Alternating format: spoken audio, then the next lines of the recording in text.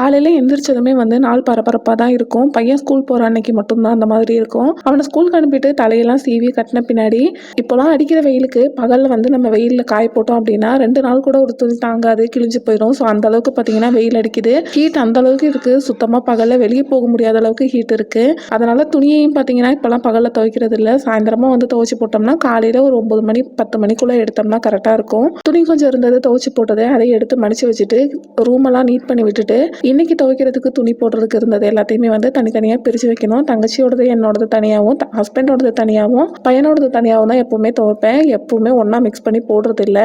அந்த துணியெல்லாம் பிரித்து வச்சுட்டு வீடெலாம் க்ளீன் பண்ணி விட்டுட்டு அதுக்கப்புறமா வந்து கம்ப்யூட்டரில் ஒரு சில வேலைகள் இருக்கும், அதெல்லாம் முடிக்க வேண்டியிருக்கும். நம்மளோட பொட்டிக் ஒர்க் இருக்கும். அது போக பார்த்தீங்கன்னா நம்ம சேனலுக்கு எடிட் பண்ணுற வேலை அந்த மாதிரியெல்லாம் இருக்கும். அதெல்லாம் பார்க்கணும். லஞ்ச் சமைக்க வேண்டியது இருந்ததுன்னா அந்த கேப்லாம் அதையும் சமைக்கணும். லஞ்சுக்கு சாப்பாடு வச்சுட்டு கூடவே பார்த்தீங்கன்னா நாட்டுக்கோழி குழம்பு வச்சுருந்தேன். ரொம்பவே டேஸ்ட்டாக இருந்தது. ஸோ உங்கள் வீட்டில் என்ன லஞ்சுன்னு மறக்காமல் சொல்லுங்கள்.